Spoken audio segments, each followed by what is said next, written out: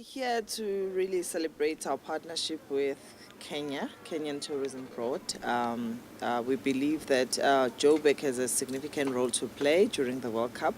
As you know, we command a lion's share of the World Cup's market share. Over 30% of the World Cup activities are taking place in our beautiful city. And again, as you might remember, that when this event was pitched, it was pitched as an African World Cup. So we felt that Joburg has got a responsibility not only to our immediate partners in the SADC, but we also need to ensure that we elevate the status of some of our tourism iconic destinations like Kenya, because they've got so much to offer. So we thought strategically, we always say we are an African world-class city, and we always say we are the gateway to Africa, so we needed to really affirm that position and reinforce that messaging by giving our counterpart an opportunity to really showcase their destination and use the World Cup as a catalyst to actually sustain this relationship beyond the World Cup as part of the legacy. And this is the first for Joburg Tourism and Kenya Tourism, is that right? Absolutely. Okay. And Muriuki, how would you like to see Kenya Tourism leveraging off this relationship? What do you see happening to make it work for you? For us, like Lindu has rightly put it, is just to create those synergies, not only for this particular time at the World Cup, but also moving forward. For us, is to showcase what Kenya has to offer, the diverse product, tourism product that Kenya has, and also to just tap into the infrastructure already in place so that our message is clear and goes out to the right people, enticing them and encourage them to visit Kenya even after the World Cup. Yeah. And Lindiwe, I'm right in saying that this is a long-term relationship. Absolutely. So you see it going forward over many years to come, and sort of building a strategy as we go along. Absolutely, Laura. As you might know, that our core focus is primarily business tourism, which is your meetings, incentive, conferencing, and exhibition, and of course events. And obviously, for us, we want to leverage off that to increase our leisure market share as well.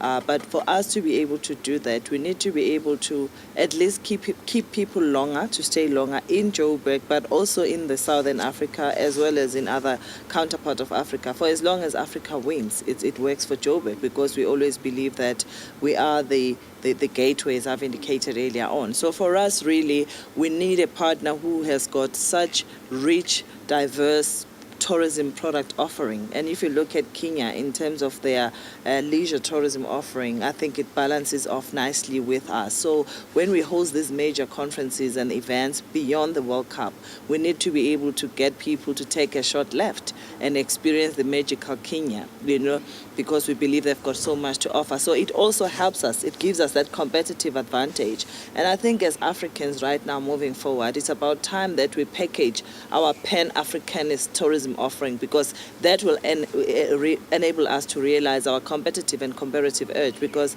Africa has got such brilliant product, and again, we need to look at all our strengths, package them together, and also take it out there in the world. And then that will it will put us in a good stead, because we are competing against the giants out there. But if you really look at all our strengths, put them together, it gives us such a credible Pan-Africanist tourism product. And I think you need to also appreciate, Laura, that one of the strongest tourism brand in Africa is Kenya, and I think they've been very aggressive. And I mean, right now there's this Jumbo campaign. They've been very aggressive. And so for us, we see ourselves as a very dynamic young team, aggressive team. It's always nice to partner with like-minded organizations who've got a vision. I believe that we have a common shared vision. And if the one helps the other, we will leverage and we'll maximize. So the more the merrier. And I really believe that with the Miss World contestants being here, it's also a first foot forward, because some of them, they represent some of these key source market in terms of our targeted market overseas. So they will be able to spread the word, and some of them might go home and want to bring back their families and go and experience the magical Kenyan experience. So we believe that this is the beginning of the future, and you will be seeing the girls, they're coming here. And again, I am being biased bias, and I'm unapologetically so, by giving more prominence to our African counterpart, because this is about Africa. Africa time has come, and I think we need to assert that and using them. That's why we thought, let's bring the girls that are representing the nations that are playing during the World Cup, but also plus the bigger football champions of the past, your Brazil, your Argentina, because we want them to know. It's about creating that top of mind awareness about the existence of Kenya. They already know about Joburg, but it's really about what do they do with that information beyond Joburg, beyond what we're doing right now. And I think this is the beginning of the future.